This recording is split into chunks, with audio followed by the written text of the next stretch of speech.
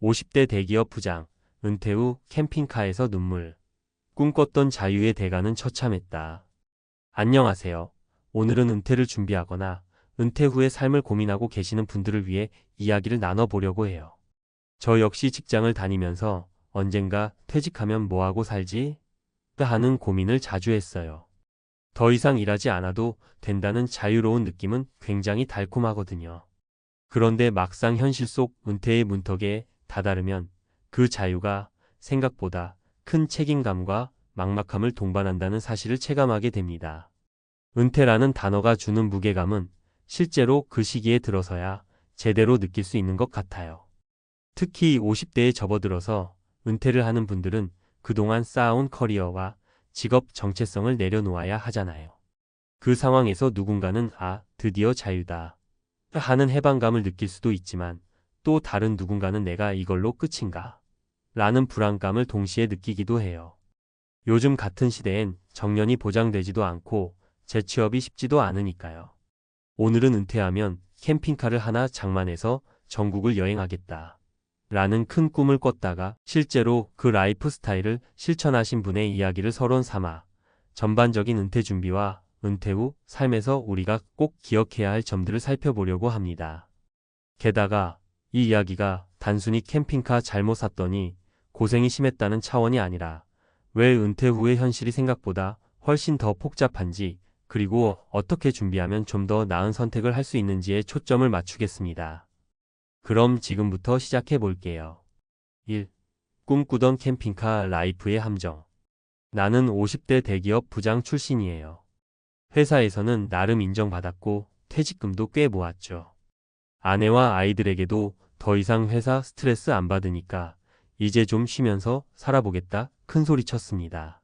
그 꿈의 시작이 캠핑카였어요. 넓은 세상을 자유롭게 돌아다니며 여유를 만끽하고 싶었거든요. 누구나 그렇잖아요. 평생 힘들게 일하고 스트레스에 시달리다 보면 나중에 은퇴하면 좋아하는 것 마음껏 하면서 살 거야 라는 기대를 하게 됩니다. 이분에게도 그 꿈이 캠핑과 여행이었어요. 그런데 막상 캠핑카를 구입하고 나니 문제가 하나둘이 아니라더군요. 유지비부터 각종 소모품 비용, 생각지도 못했던 사고나 수리비까지. 장소를 옮길 때마다 들어가는 유류비도 만만치 않았어요. 그뿐만 아니라 그냥 여행만 다니고 싶다라는 마음은 아내와의 입장 차이도 있었고요. 이렇게 소비만 하는 게 맞나? 우리 노후 자금 금방 떨어지는 거 아닌가? 라는 불안감이 아내 입장에서는 크게 다가왔던 거죠. 결국 이분은 캠핑카 생활을 접고 다시 집으로 돌아왔지만 그 과정에서 다소 큰 경제적 손실을 봤다고 해요. 퇴직금의 일부를 날렸다라는 표현까지 쓰시더라고요. 그런데 이분 얘기를 듣다 보면 결국 본질은 캠핑카가 아니라 은퇴 후 재무 계획과 구체적인 라이프 스타일 설계가 명확하지 않았다는 점에 있었습니다. 머릿속으로만 이렇게 되면 좋겠다 하고 생각했던 것을 현실로 옮기면서 겪게 된 시행착오였던 거죠. 그래서 우리가 배워야 할 점은 은퇴 후 뭘 하고 싶다는 이상이 생겼을 때 그것을 현실화하기 위한 구체적이고 실현 가능한 계획이 있어야 한다는 거예요. 비용 추산, 리스크 관리, 배우자나 가족과의 협의 등을 충분히 거쳐야 한다는 말이죠. 그렇지 않으면 평생 모은 퇴직금이 남의 것이 되는 데는 정말 순식간입니다. 2. 은퇴 후에도 돈은 계속 흘러나간다. 사실 사람은 먹고 사는 데에도 돈이 듭니다. 평생 직장 생활을 하셨으면 어느 정도 연금이나 저축은 있을 수 있겠죠. 하지만 은퇴 후에도 꾸준히 지출이 발생한다는 점을 간과해선 안 돼요. 오히려 나이가 들어갈수록 예상치 못한 의료비, 집수리 비용, 자녀나 손주에게 들어가는 비용 등으로 지출이 더 많아질 수도 있습니다. 은퇴 직후에는 어차피 앞으로 일하지 않을 테니까 열심히 모은 자금을 가지고 잘 운용해야 한다라는 압박감을 크게 느낄 수밖에 없습니다. 이때 가장 중요한 건 어떤 라이프 스타일을 원하는지와 내가 원하는 그 삶을 위해 필요한 자금은 얼마인지를 정확히 계산해 보는 거예요. 하고 싶은 일 vs 실제로 가능한 일. 필요한 자금 vs 현재 내가 가진 자금. 자녀 지원 여부, 주거 형태, 대출 상환 여부 등등. 이런 것들이 어우러져야 난 결국 매달 얼마 정도 써야 하겠구나 하는 결론이 나오거든요. 그런데 대부분 일단 은퇴하면 좀 쉬어야지, 뭐 어떻게든 되겠지 하는 마음이 커서 이런 구체적인 계산을 미루고만 있어요. 그게 결국 은퇴 후 충격을 만드는 원인이 되죠. 3. 실제 사례 3가지. 이제 구체적인 사례를 통해서 은퇴 준비 혹은 은퇴 후 삶에서 어떻게 해야 좀 더 현명하게 대처할 수 있는지 이야기를 해볼게요. 제가 주변에서 들은 이야기를 바탕으로 구어체 형식으로 전해드리겠습니다. 1. 55세 은행 지점장 출신, 부동산 임대 수입에만 기대었다. 저는 은행에서 오랫동안 근무했어요. 당연히 금융 쪽엔 자신이 있었고 부동산도 꽤 일찍 사둬서 임대 수입이 있었습니다. 그래서 은퇴하면 부동산 임대로 편하게 살 줄 알았죠. 뭐 일정 기간은 문제 없었어요. 하지만 갑자기 부동산 경기가 안 좋아지고 공실이 생기면서 수익이 뚝 떨어지더라고요. 임차인이 새로 들어올 때까지 돈이 제대로 들어오지 않는데 그때부터 큰일 났다 싶었습니다. 이분 이야기를 들어보면 결국 수익의 분산이 안 됐던 게 문제였어요. 임대 사업에만 집중하고 다른 수익 창출 수단을 전혀 고려하지 않았다는 거죠. 내가 부동산이 있으니까 괜찮겠지? 라고 생각했지만 시장 상황이 안 좋아지면 손해가 눈덩이처럼 불어납니다. 수입도 끊겨서 생활비 충당조차 힘들어지는 거죠. 그렇다고 지금 와서 재취업하기도 쉽지 않고요. 결국엔 손해보더라도 급히 부동산 중 일부를 처분해야 했는데 그 과정에서 적지 않은 손실을 봤다고 해요. 은퇴라고 해서 끝이 아니라 계속 움직여야 하는구나라는 걸 뼈저리게 배웠다고 하더군요. 이 60세 자영업 은퇴자, 여행 다니며 살고 싶었으나 건강 문제로 제동. 평생 식당 운영하다가 60에 은퇴했어요. 주말도 없이 일만 해서 은퇴하면 무조건 세계 일주하리라. 가 제 꿈이었죠. 실제로 퇴직 후에는 당장 유럽으로 떠났습니다. 그런데 한 달 정도 다녀오고 나서 병이 확 와버리더라고요. 젊을 때 무리했던 게 쌓인 건지 관절이며 허리며 여기저기 아프고 치료 비용이 생각보다 너무 많이 드는 거예요. 이분은 여행을 위해서 자금을 적립해 두긴 했지만 건강 비용까지는 예상 못했던 겁니다. 병원비가 이렇게나 많이 들 줄 몰랐어요. 한번 입원하니까 훅 가더라고요. 결국 계획했던 1년간의 세계 일주는커녕 병원비의 대부분의 여유 자금을 써버리고 말았죠. 그때 깨달았죠. 건강 관리를 미리 해뒀어야 했다는 걸. 은퇴 후엔 평소와 달리 활동량이 증가하거나 여행, 취미 등 반대로 급격히 줄어들면서 집에서 주로 생활 몸이 적응하는 데 시간이 필요할 수 있어요. 게다가 소득은 줄어드는데 의료비 지출은 늘어날 가능성이 크죠. 은퇴 전에 건강을 챙기고 어느 정도 치료비를 대비해 두는 것, 정말 너무나 중요한 부분이에요. 3. 58세 대기업 연구원, 자녀 교육비에 발목 잡혀 재취업 고민. 대기업에서 연구원으로 일했을 땐 대우도 좋았고 오래 일한 덕분에 그래도 퇴직금도 꽤 받았어요. 난 이제 몇 년 정도는 편하게 살겠다 했는데 문제는 애들이 아직 대학 등록금이랑 유학비를 필요로 하더라고요. 큰아이는 이미 미국 쪽으로 유학을 가 있었고 둘째도 곧 대학 진학을 준비 중이니 돈이 어마어마하게 필요한 상황이죠. 이분은 은퇴를 눈앞에 두고도 자녀 교육비에 대한 대비가 구체적으로 안 되어 있었던 거예요. 막연히 회사 다닐 때는 월급으로 퇴직금으로 때우면 되겠지 생각했지만 실제로는 그 돈이 빠져나가는 속도가 정말 무섭더라고요. 결국 이분은 은퇴 후에도 재취업을 해야 할 상황에 놓였고 작은 연구소나 기업에서 계약직으로 일하고 계신다고 합니다. 내가 그 돈을 벌어오지 않으면 당장 애들 학비가 막히니까 어쩔 수 없죠. 좀 더 일찍부터 자녀 교육비를 철저히 준비해둘 걸 후회하고 있어요. 4. 은퇴 준비 이렇게 하면 좀 낫다. 위 사례들을 보면 은퇴라는 게 단순히 이제 일 안 하고 쉬어도 된다가 아니라 새로운 삶의 큰 변화를 어떻게 지혜롭게 이끌어갈 것인가가 핵심이라는 걸 알 수 있어요. 그럼 좀 더 실질적인 준비 방법을 간단하게 정리해 볼게요. 재무계획 수립, 월 평균 생활비, 고정지출, 예비비, 보험비 등을 구체적으로 계산.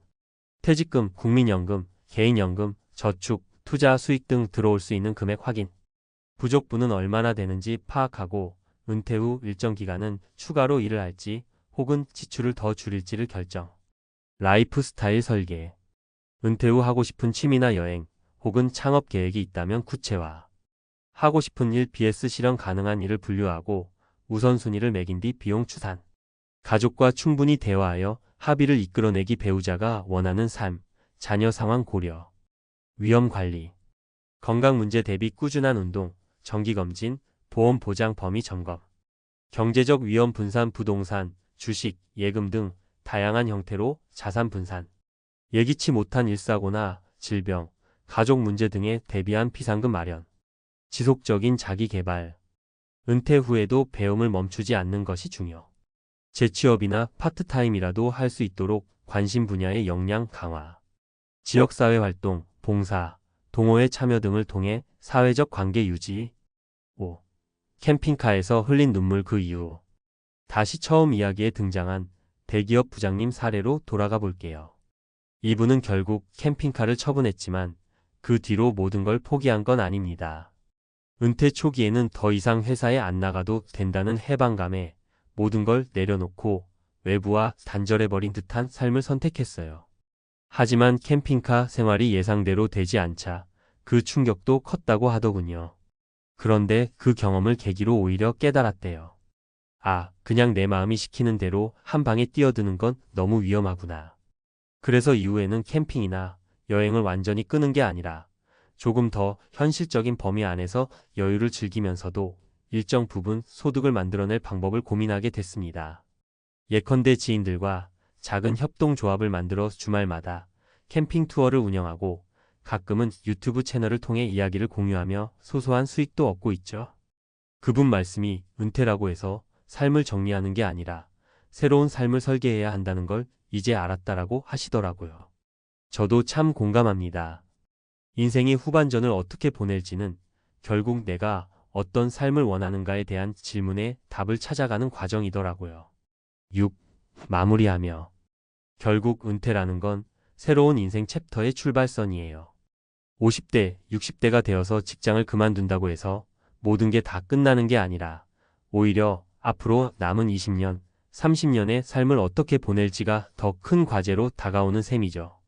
그리고 그 과제를 제대로 풀기 위해서는 돈, 시간, 건강, 관계 이런 것들을 균형 있게 관리하고 준비해 나가는 게 참 중요하다고 생각해요. 오늘 이야기한 사례들을 보면서 어떤 생각이 드셨나요? 난 아직도 막연하게 은퇴 후 여행 생각만 했는데 준비가 좀 필요하겠네. 자녀 교육비나 부모님 요양비 같은 변수도 고려해야겠구나. 건강이 제일 중요하단 말, 이제야 실감이 난다. 이런 느낌이 드셨다면 지금부터라도 하나씩 점검해 보시면 좋겠어요. 아직 은퇴가 몇 년 남았든 이미 은퇴를 해서 무엇을 해야 할지 막막하든 지금이 가장 빠른 시점이 될 테니까요. 우리 모두 은퇴 이후에도 후회나 막막함 대신 조금 더 단단한 계획과 현실적인 꿈을 안고 살아갈 수 있으면 좋겠습니다. 그리고 그 과정에서 시행착오가 있을 수밖에 없어요. 캠핑카에서 눈물을 흘릴 수도 있고 예상치 못한 병원비에 허덕일 수도 있어요. 그렇지만 그마저도 나 자신을 단단하게 만들어주는 과정이라고 생각한다면 너무 낙담할 필요는 없다고 봅니다. 은퇴는 앞서 말한 것처럼 끝이 아니라 새로운 시작이니까요. 꿈꿨던 자유를 누리되 그 자유에 따르는 책임과 준비도 꼭 함께 챙기시길 바라요. 만약 내게 주어진 자원이 적다면 규모를 조금 줄여서라도 즐길 수 있는 방법을 찾으면 됩니다. 인생은 꼭 정답이 정해져 있는 시험이 아니니까요. 오늘 이야기가 조금이나마 도움이 되었다면 좋겠네요. 긴 글 읽어주셔서 고맙고 혹시 궁금한 점이나 나누고 싶은 이야기가 있으시다면 언제든 편하게 댓글이나 메일로 남겨주세요. 우리의 은퇴 후 삶이 처참하다에서 끝나지 않도록 다 같이 조금씩 방법을 찾아가 보자고요. 감사합니다. 퇴직 후 가장 두려운 건 바로 매달 고정적으로 들어오던 월급이 사라지는 것 아닐까요? 젊을 때는 열심히 일해서 안정적인 소득을 만들었지만 은퇴 후에는 과연 그 소득을 어떻게 이어갈지 막막하기만 합니다. 더욱이 평생 저축한 돈을 까먹기만 하는 은퇴 생활은 불안감만 커질 뿐입니다. 병원비, 생활비, 그리고 예상치 못한 지출까지. 이런 걱정들 때문에 은퇴 후에도 일을 해야 하나 고민하는 분들이 많습니다. 하지만 만약 매달 고정적인 현금 흐름을 월급처럼 만들어낼 수 있다면 어떨까요? 단 2억 원으로 시작해 은퇴 후에도 매달 200만 원을 안정적으로 벌어들이는 방법이 있다면 여러분의 은퇴 후 삶은 얼마나 달라질까요? 지금부터 그 비밀을 함께 알아보겠습니다. 월급처럼 흐르는 ETF 은퇴 후 매달 돈 걱정 없애기. 퇴직 후에도 안정적으로 매달 소득이 생긴다면 얼마나 좋을까요? 젊은 시절에는 월급 날만 기다리며 살았지만 은퇴 후에는 그 월급 날이 사라집니다. 매달 고정적으로 들어오던 돈이 끊기면 불안함은 커지고 자산은 점점 줄어들기만 합니다. 하지만 ETF 상장 지수펀드를 활용한 커버드콜 전략을 통해 은퇴 후에도 월급처럼 고정적인 현금 흐름을 만들 수 있다는 걸 알고 계신가요? 이 글에서는 그 방법과 함께 실제 사례를 통해 왜 이 전략이 효과적인지 알아보겠습니다. 1. 은퇴 후 소득의 불안, 누구나 겪는 문제. 많은 사람들이 은퇴를 앞두고 가장 두려워하는 것은 바로 소득의 단절입니다. 저축을 아무리 많이 해놨더라도 그 돈이 언제까지 버틸 수 있을지 고민되죠. 특히 요즘같이 금리가 낮고 물가가 오르는 시대에는 현금을 쥐고 있는 것만으로는 부족합니다. 그러다 보니 많은 은퇴자들이 다음 중 하나를 선택합니다. 은퇴 후에도 일을 계속한다. 자산을 점점 축내면서 생활한다. 위험한 투자에 뛰어든다. 하지만 일하지 않고도 매달 고정적인 현금 흐름을 만들어낼 수 있다면 어떨까요? 그 답이 바로 커버드콜 ETF입니다. 2. 커버드콜 ETF란 무엇인가요? 커버드콜 ETF는 주식 투자와 옵션 거래를 결합한 투자 전략입니다. 쉽게 말해 안정적인 배당 수익과 옵션, 프리미엄 옵션 매도, 수익을 활용해 꾸준한 수익을 창출하는 ETF입니다. 여기서 중요한 점은 커버드콜 ETF는 주식의 상승폭을 어느 정도 포기하는 대신 매달 고정적으로 일정 수익을 얻을 수 있도록 설계된 상품이라는 겁니다. 즉, 대박은 없지만 대신 꾸준한 월급 같은 소득을 만들어낼 수 있는 것이죠. 3. 사례로 알아보는 커버드콜 ETF의 효과. 사례 1. 60대 초반, 퇴직한 김씨의 안정적인 월급 만들기. 김씨는 대기업에서 30년 넘게 일하고 퇴직했습니다. 퇴직금 2억 원과 모아둔 예금으로 노후를 준비하려 했지만 은퇴 후 첫 해부터 예상치 못한 병원비와 자녀의 결혼 자금으로 목돈이 빠져나갔습니다. 남은 자산을 어떻게 유지할지 고민하던 김씨는 커버드콜 ETF를 알게 되었습니다. 김씨는 2억 원 중 1억 5천만 원을 커버드콜 ETF에 투자했습니다. 이 ETF는 연 10%의 배당 수익을 제공했고 매달 약 12만 130만 원 정도의 현금 흐름을 만들어줬습니다. 덕분에 김씨는 자산을 유지하면서도 은퇴 후 생활비를 충당할 수 있었고 여유 자금으로 여행도 다니며 삶의 질을 높일 수 있었습니다. 포인트 커버드콜 ETF는 고위험 상품이 아니며 자산의 일부를 활용해 안정적인 현금 흐름을 만드는 데 적합합니다.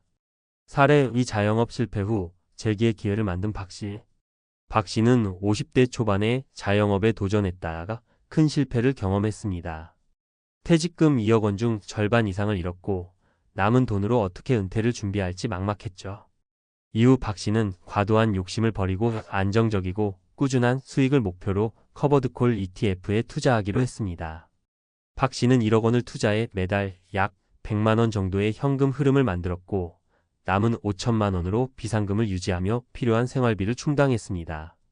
덕분에 박씨는 소득에 대한 불안감을 덜고 나머지 시간을 재취업 준비와 가족과의 시간을 보내는 데 집중할 수 있었습니다. 포인트 실패 이후 자산을 다시 불리는 데는 무리한 투자가 아닌 안정적인 현금 흐름이 중요합니다. 사례 3. 70대 혼자 사는 이씨의 여유 있는 노후.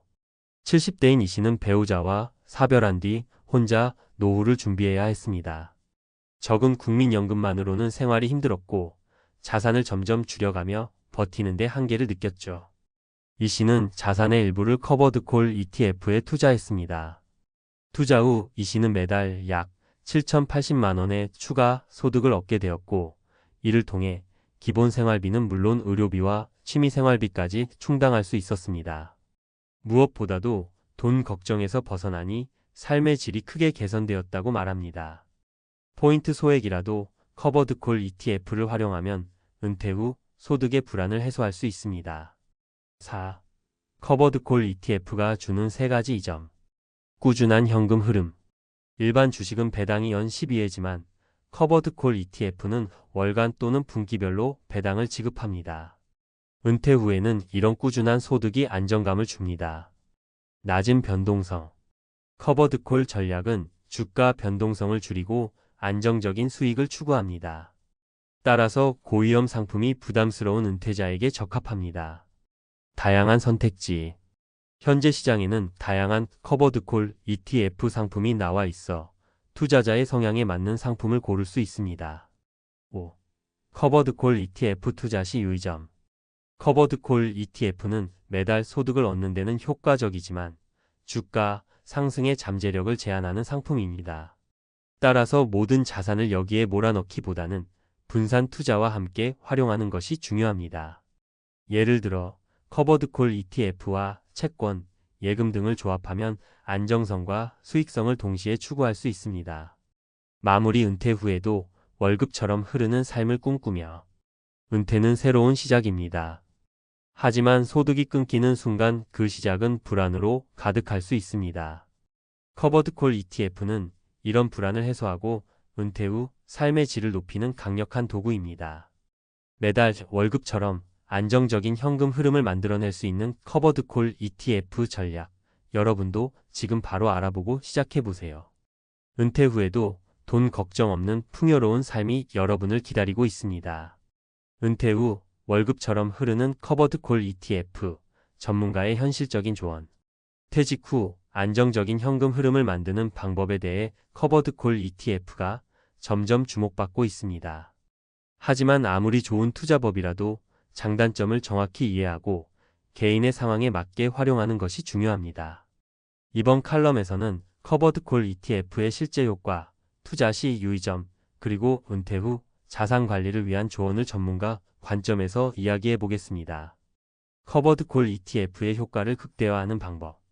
커버드콜 ETF는 안정적인 현금 흐름을 만드는데 유용하지만 모든 투자자에게 완벽한 해법은 아닙니다. 투자자는 본인의 재정 상태와 은퇴 후 목표를 명확히 설정한 뒤 이 상품을 활용해야 합니다. 1. 매달 월급 같은 배당 어떻게 가능할까? 커버드콜 ETF는 기본적으로 배당 수익 옵션 매도 프리미엄으로 수익을 창출합니다. 주식시장이 오르든 내리든 꾸준히 일정 수익을 목표로 하는 구조죠. 예를 들어 연 10%의 배당을 지급하는 커버드콜 ETF에 1억 원을 투자하면 매달 약 8,090만 원의 현금 흐름을 얻을 수 있습니다. 이런 꾸준한 현금 흐름은 다음과 같은 사람들에게 특히 유용합니다. 은퇴 후 매달 일정한 생활비가 필요한 사람, 기존 연금 수입 외에 추가적인 소득이 필요한 사람, 위험한 투자를 피하고 안정적인 소득을 원하는 사람. 사례. 55세에 퇴직한 박 씨의 선택. 박 씨는 퇴직 후 국민연금이 나올 때까지 5년의 공백 기간을 어떻게 메울지 고민이 많았습니다. 그러다 커버드콜 ETF에 1억 5천만 원을 투자해 매달 약 120만 원의 소득을 얻었습니다. 국민연금이 시작되기 전까지의 생활비를 안정적으로 충당하며 자산을 크게 줄이지 않고 은퇴 초기를 버틸 수 있었죠. 커버드콜 ETF의 리스크 정확히 알아야 한다. 커버드콜 ETF는 안정적인 현금 흐름을 제공하지만 모든 투자의 리스크는 존재합니다. 이 상품의 특징을 제대로 이해하지 못하면 원금 손실이나 기대 수익에 미치지 못하는 상황이 발생할 수 있습니다. 1. 주가 상승의 잠재력 제한. 커버드콜 전략의 가장 큰 단점은 주식 상승에 따른 수익이 제한된다는 점입니다. 만약 투자한 주식이 크게 상승하더라도 커버드콜 전략은 그 상승분을 옵션 매도에 따른 프리미엄으로 제한합니다. 따라서 커버드콜 ETF는 대박보다는 꾸준함을 목표로 해야 합니다. 2. 주가 하락에 따른 배당 감소 가능성. ETF 자체의 기초 자산이 하락할 경우 배당률 또한 줄어들 수 있습니다. 특히 시장 변동성이 큰 상황에서는 예상했던 배당 수익이 줄어들거나 자산 가치가 하락할 위험이 있습니다. 사례. 은퇴 후 투자 경험이 부족했던 이 씨의 실수. 이 씨는 커버드콜 ETF가 안전하다는 말만 믿고 자산 2억 원 전부를 투자했습니다. 하지만 시장 하락으로 ETF 가격이 떨어지며 자산 가치가 약 15% 감소했습니다. 이 씨는 꾸준히 배당을 받았지만 주가 하락으로 인해 원금 손실을 경험하며 큰 스트레스를 받았습니다. 교훈 커버드콜 ETF도 변동성이 있기 때문에 자산의 전부를 투자하는 것은 위험할 수 있습니다. 분산 투자가 필요합니다. 은퇴 후 커버드콜 ETF 활용을 위한 전문가 팁 1.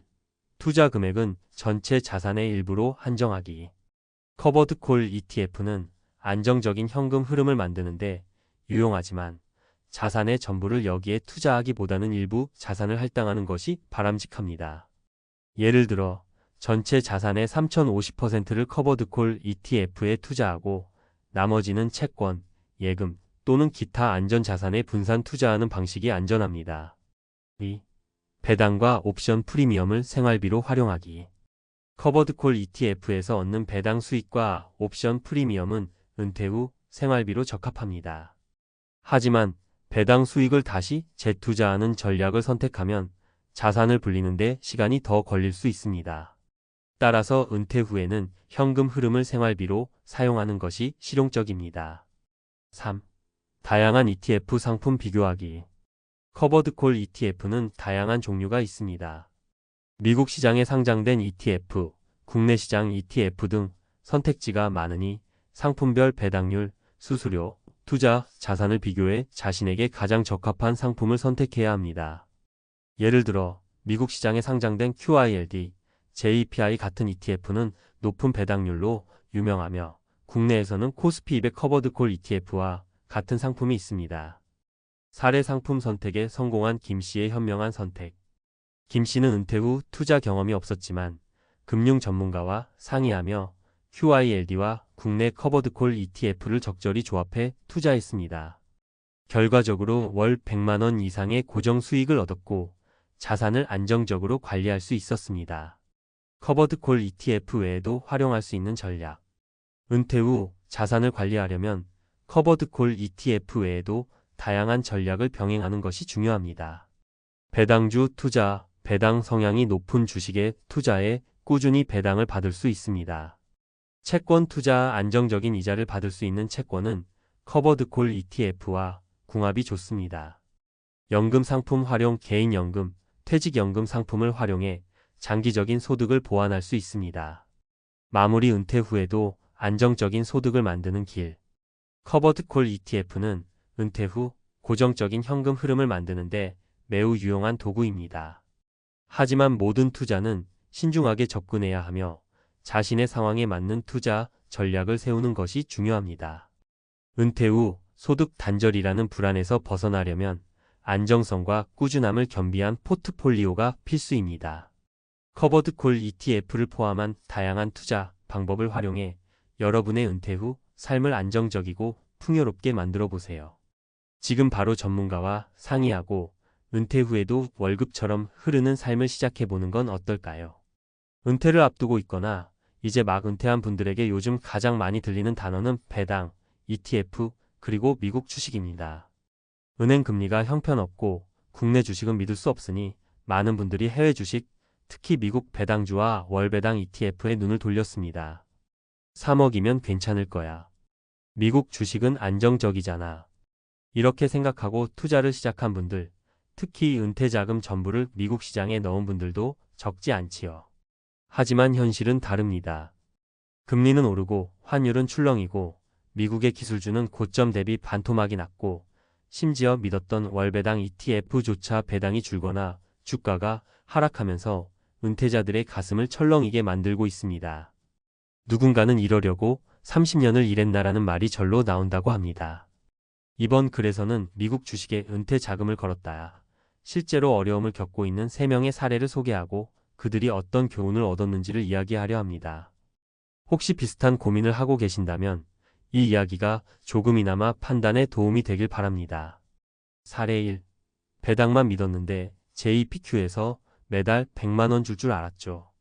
60대 중반의 정모 씨는 33년간 중견기업에서 근무하다가 2년 전 은퇴했습니다. 퇴직금과 사내복지기금으로 3억 원을 손에 쥔 그는 은행 예금은 수익이 너무 낮고 부동산은 관리가 귀찮다며 유튜브에서 본 미국 월배당 ETF JPQ와 QYLD에 거의 전액을 투자했습니다. 초기에는 만족스러웠습니다. 매달 9만 100만 원 정도의 배당이 들어왔기 때문입니다. 하지만 1년 후 금리 인상과 기술주의 하락 여파로 JPQ는 20% 가까이 하락했고 환율이 떨어지면서 환차손까지 겹쳤습니다.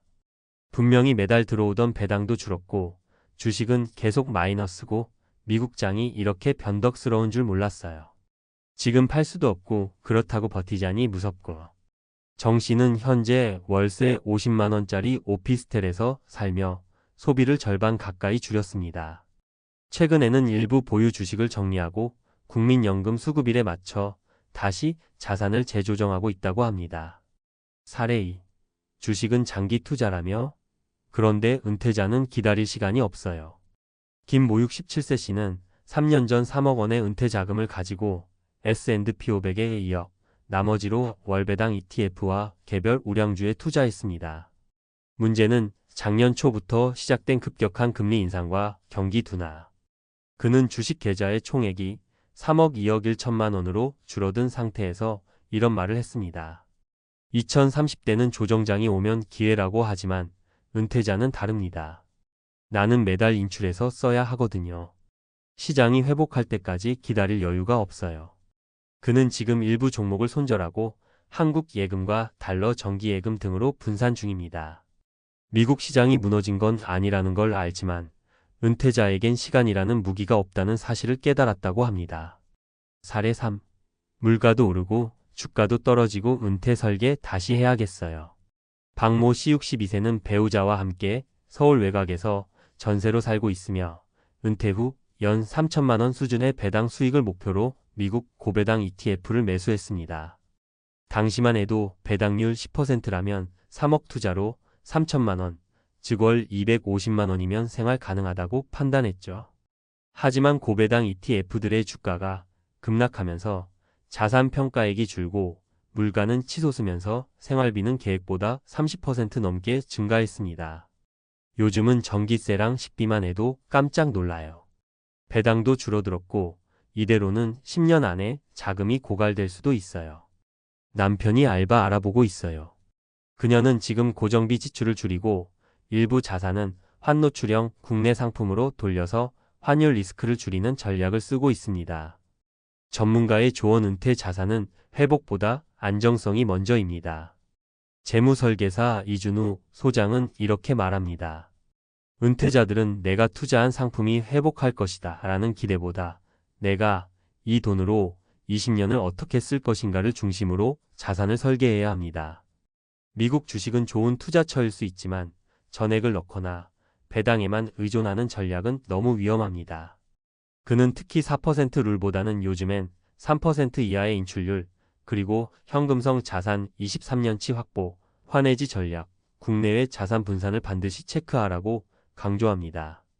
마무리하며 노후는 도박이 아니라 설계입니다. 미국 주식, 특히 배당 ETF는 매력적인 도구일 수 있습니다.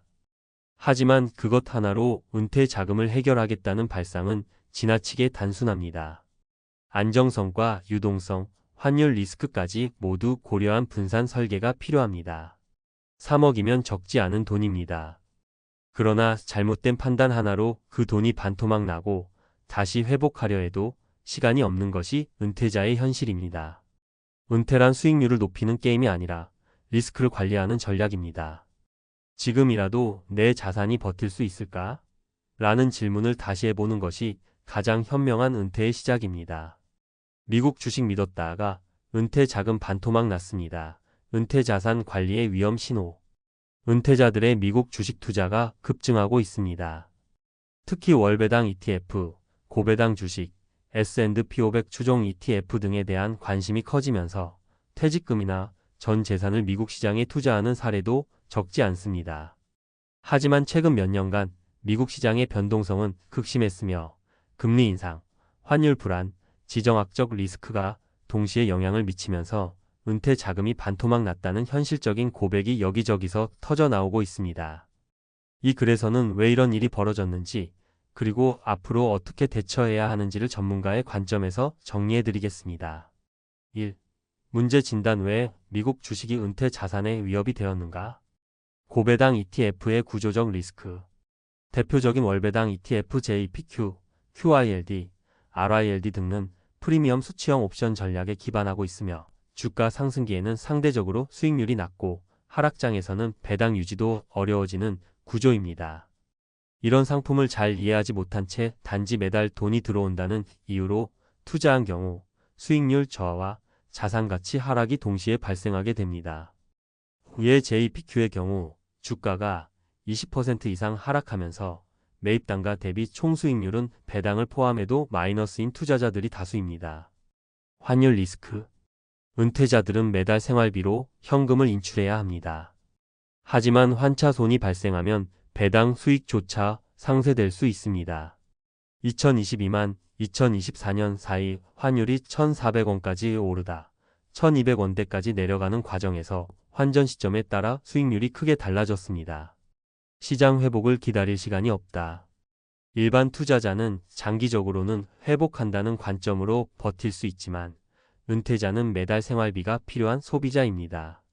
그렇기 때문에 회복을 기다리는 동안 자산을 매도해야 하는 상황이 빈번해지고 이로 인해 손절과 자산 축소의 악순환에 빠지는 사례가 많습니다. 2. 전략 제한. 은퇴 자산은 이렇게 관리하셔야 합니다. 전략 1. 인출률을 3% 이하로 설계하라. 기존의 4% 룰은 미국의 1990년대 기준입니다. 최근 저성장, 고물가, 고금리 환경에선보다 보수적인 2.53% 인출률이 안전합니다. 즉 3억 원이면 연간 생활비를 750만 원 900만 원 수준으로 제한해야 장기 생존 가능성이 높아집니다. 전략 2. 현금성 자산은 23년치 확보.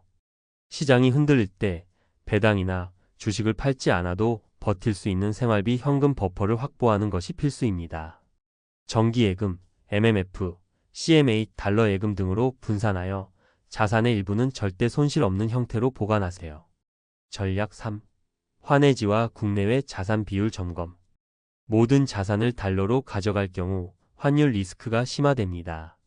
국내 정기예금, 채권 ETF, 배당주, 리츠 등과 미국 주식을 64 또는 73 비율로 분산하는 것이 좋습니다. 특히 은퇴 후에는 수익률보다 변동성 억제가 훨씬 중요합니다. 전략 4. ETF의 구조를 반드시 이해하라. 고배당 ETF라도 배당의 원천이 무엇인지, 어떤 옵션 전략을 쓰는지, 배당이 줄거나 사라질 수 있는 가능성을 염두에 둬야 합니다. ETF 투자 시 다음을 꼭 체크하세요. 주가와 NAV 괴리, 배당 지속 가능성, 거래량 및 유동성, 환노출 여부. 3. 시뮬레이션 3억 은퇴 자산의 생존 가능성. 투자 방식 초기 자산연, 수익률, 세후연, 인출금 예상, 생존 기간. 고배당 ETF 100% 3억 원 5% 변동성 금1200만 원 1820년 시장 상황에 따라 단축. 50% 예금 50% ETF 3억 원 34% 안정 수익 1200만 원 25년 이상. 70% 예금 30% ETF 3억 원이 0.53% 1000만 원 30년 이상 저소비 전제. 결론. 안정성과 현금 확보 전략을 병행할수록 생존 기간이 길어집니다.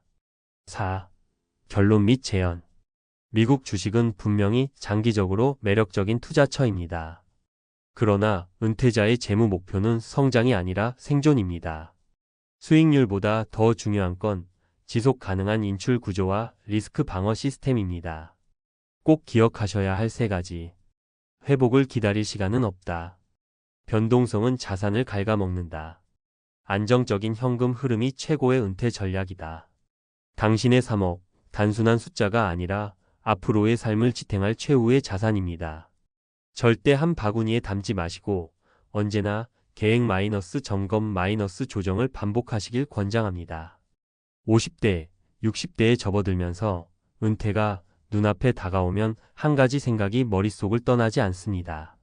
나는 과연 준비가 되었을까? 한평생 일하며 모은 돈이 충분할지, 은퇴 후에도 지금처럼 살아갈 수 있을지 막연한 두려움이 마음 한구석에 자리 잡습니다. 특히 요즘 같은 시대엔 상위 10%만 웃고 나머지 90%는 은퇴 후 생존을 걱정해야 한다는 말이 낯설지 않게 들립니다. 뉴스에서는 연금 부족, 부동산 불안, 생활비 폭등 이야기가 끊이지 않고 주변에서는 이 돈으로는 절대 안 된다는 한숨 섞인 말들만 들립니다.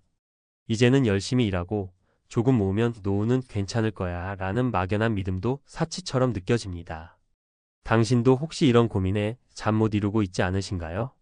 왜 상위 10%만 은퇴 후에도 여유로운 삶을 누릴 수 있고 대부분의 중산층은 끝없는 불안 속에 빠지는 걸까요? 그 답은 우리가 놓치고 있던 은퇴 준비의 핵심에 있습니다. 이 글을 통해 그 중요한 차이점을 함께 알아봅시다. 상위 10%만 은퇴 준비 성공, 중산층이 놓친 핵심. 은퇴를 앞둔 50대, 60대라면 누구나 한 번쯤 이런 걱정을 해봤을 겁니다. 과연 내 돈으로 은퇴 후에도 지금처럼 살 수 있을까? 그런데 현실은 상상보다 더 냉혹합니다. 상위 10%는 은퇴 후에도 자산을 불려가며 여유롭게 살지만 중산층 대부분은 예상치 못한 위기와 마주하게 됩니다. 왜 이런 차이가 생길까요? 우리는 무엇을 놓치고 있는 걸까요? 오늘은 그 이유와 함께 놓치지 말아야 할 3가지 핵심 포인트를 이야기해 보겠습니다. 1. 막연한 집값 의존에서 오는 함정. 대부분의 중산층은 이렇게 생각합니다. 우리 집값만 오르면 은퇴 후에도 문제 없을 거야.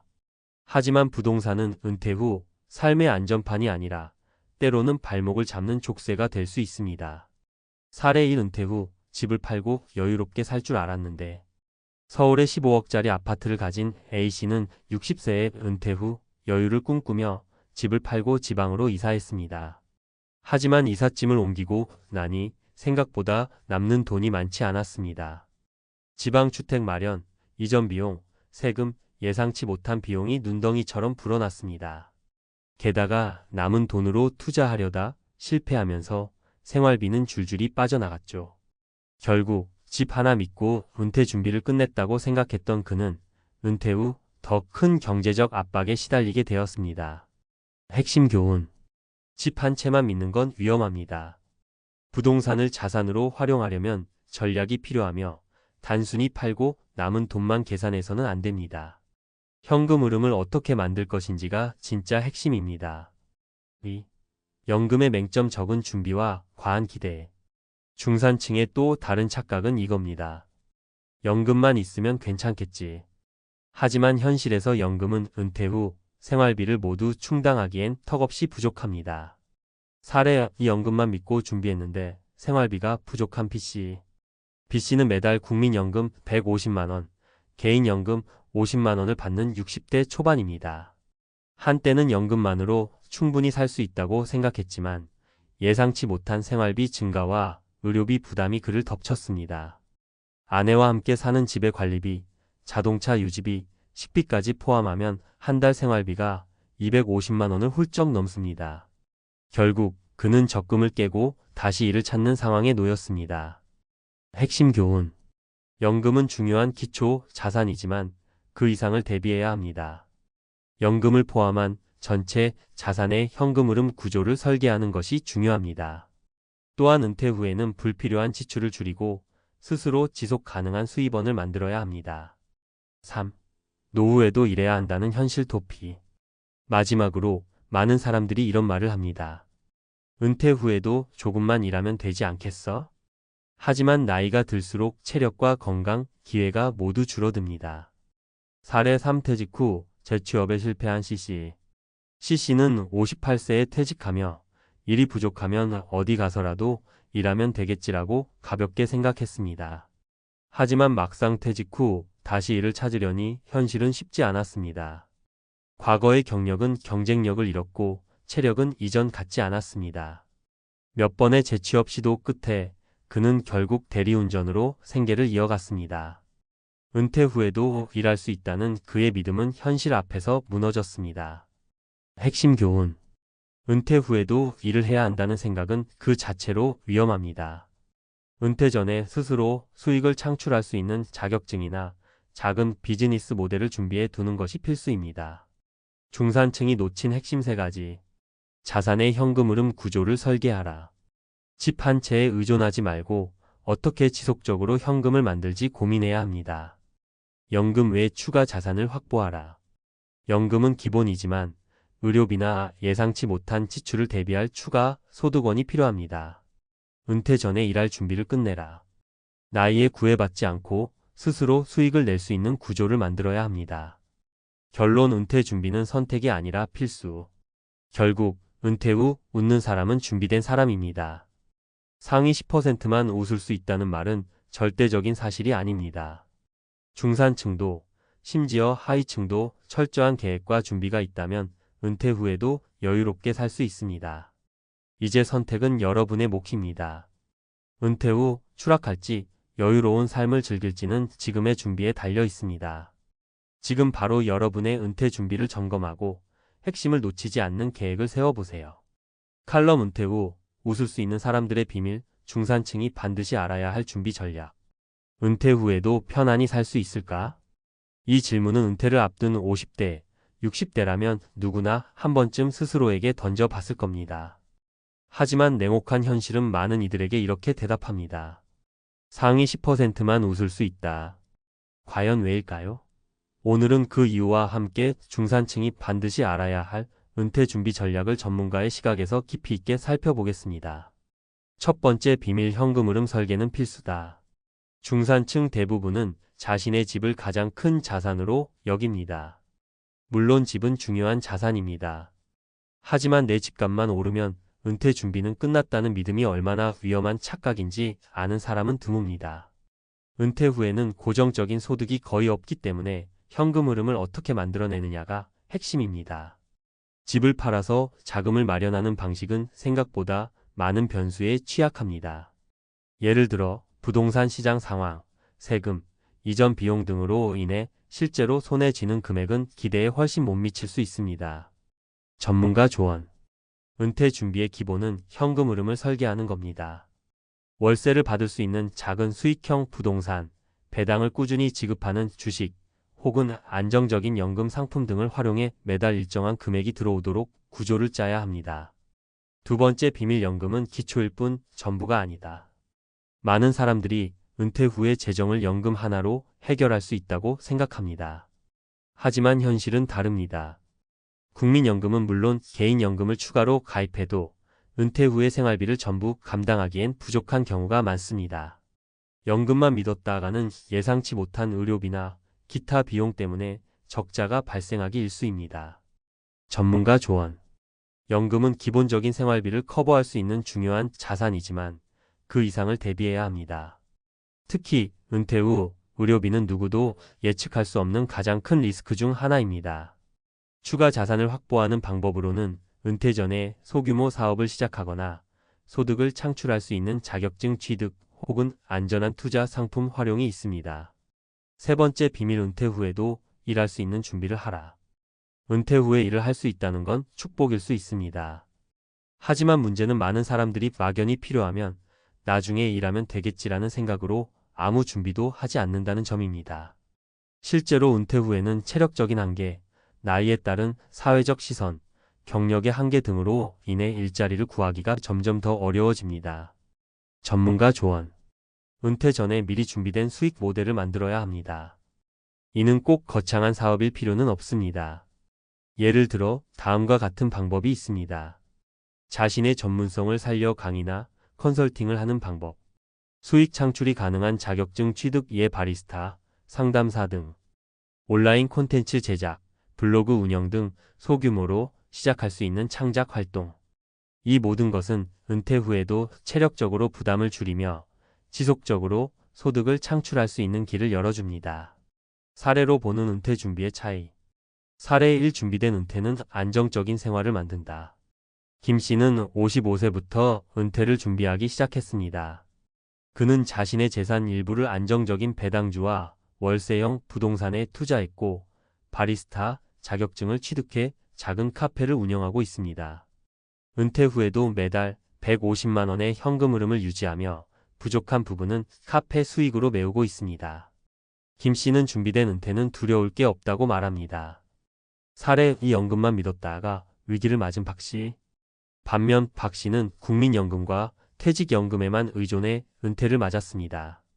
예상치 못한 의료비와 물가 상승으로 인해 매달 적자가 쌓였고 결국 67세가 된 지금은 자녀들에게 도움을 요청해야 하는 상황입니다.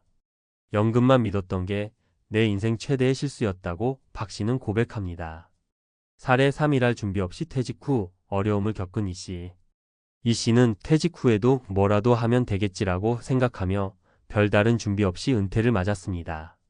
하지만 체력이 예전 같지 않아 오래 일할 수 없었고 결국 대리운전으로 소득을 겨우 유지하고 있습니다. 그는 은퇴 전에 미리 뭔가를 준비하지 않은 게 후회된다고 말합니다. 결론 지금이 바로 준비할 때다. 은퇴 후의 삶은 상위 10%만 여유로울 수 있는 특권이 아닙니다. 철저히 준비하고 중요한 포인트를 놓치지 않는다면 누구나 안정적이고 행복한 은퇴를 맞이할 수 있습니다. 지금 해야 할 일은 단순합니다. 내 자산이 은퇴 후에 지속적으로 현금을 만들어낼 수 있도록 구조를 점검하세요. 연금 외에도 의료비와 여유 자금을 충당할 추가 자산을 확보하세요. 은퇴 후에도 일을 할 수 있는 자신만의 소득 창출 모델을 미리 준비하세요. 결국 은퇴 준비는 한순간의 결단이 아닙니다. 지금의 작은 실천과 계획이 은퇴 후의 삶을 완전히 바꿔놓습니다. 은퇴 후 웃을 수 있는 사람은 준비된 사람입니다. 당신은 그 준비를 하고 있습니까?